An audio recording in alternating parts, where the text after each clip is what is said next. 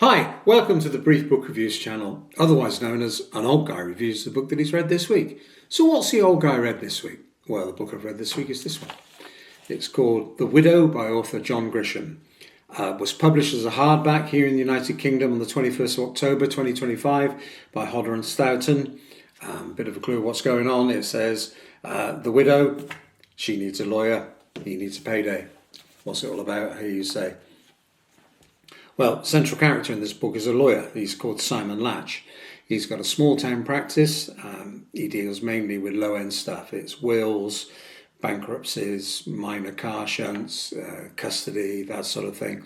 So he's not a top shot, high earning lawyer. And he's struggling a bit with his practice. There's just him and his assistant Matilda. Matilda does most of the work on the wills side. She types them all up.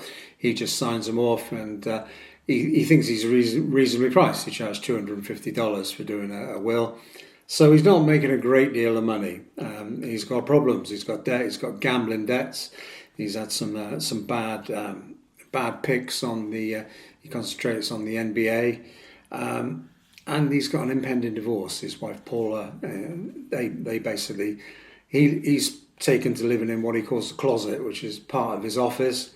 And whilst they're still talking to each other, the marriage is basically over. So he's got a lot of problems. And then one day, potentially, there's a solution to some of his problems. An elderly lady, a widow called Netty Barnett, rocks up. She's 85 years old, and she wants to see him about making a will. Call me Netty, she says. So he sits down and thinking, oh, well, can't sniff an easy will. And she says, might not be quite an easy will. And she explains that her late husband had accumulated quite a bit of stock. He used to work initially in the Coca-Cola warehouse, then got into sales. And he took advantage of their stock options program.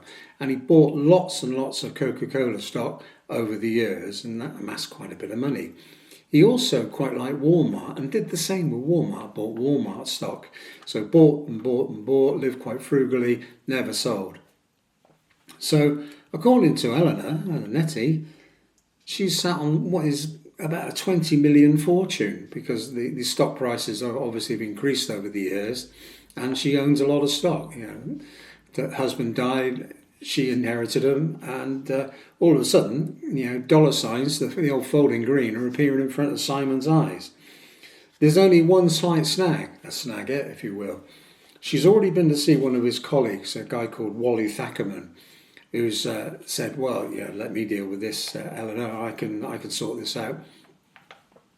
And it turns out that Wally is included in that will, a 450k payment to Wally to look after her affairs. And Simon thinks, typical Wally, but Simon is also thinking, well, if this estate is this large, then maybe this is the answer to my prayers. I can charge fees relating to when she eventually dies, sorting out her estate. And Simon and Eleanor become friends. He starts taking her to lunch. They go to all sorts of different places, different types of cuisine.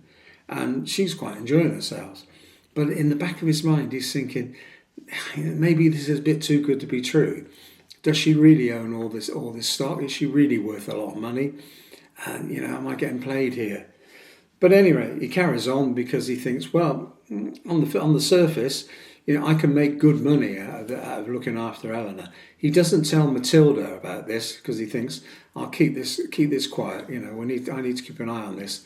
Any paperwork, I'll do it. So he draws up Eleanor's will, and away they go. And of course, Eleanor's will is the previous will made up by his competitor Wally is now invalid. So all is going well until, unfortunately, Netty has had a few too many one night out with one of her friends and is involved in a car crash. Simon goes to the hospital, and it turns out they think she's got really, really bad case of acute pneumonia, and it's touch and go. She's banged up quite badly in a car crash. So Simon works out some sort of power of attorney, which he gets her to sign over. And unfortunately, Netty dies. Everybody's a bit upset. And Simon gets what he thinks. He thinks better get on with it. He's already spoken to her about cremation rather than burial.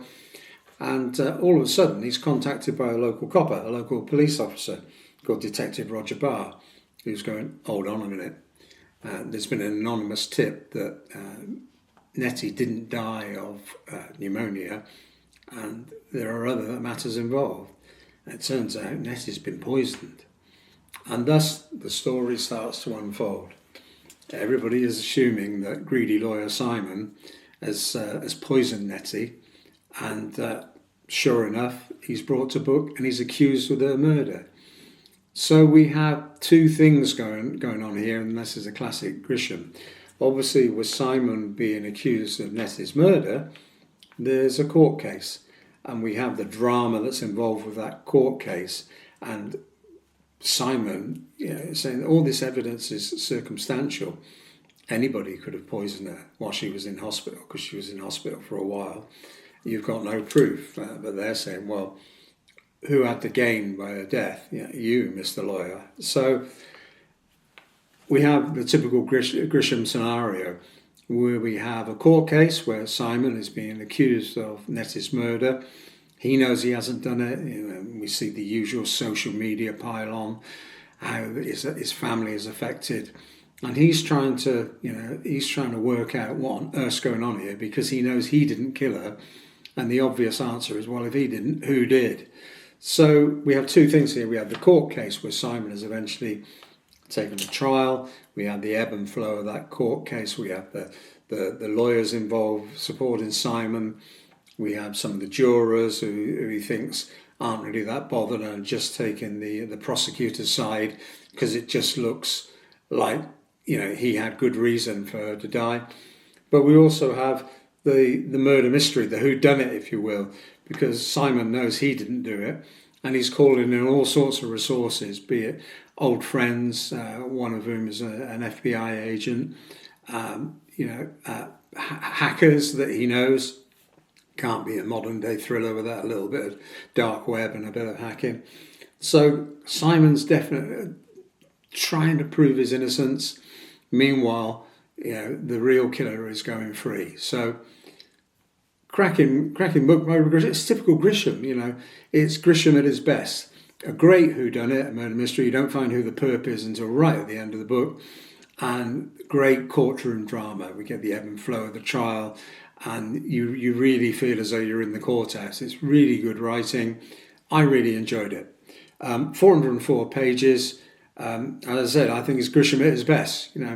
Great murder mystery, great courtroom drama. So if you're into that, and if you like a legal thriller, then I thoroughly recommend it. I really enjoyed reading it.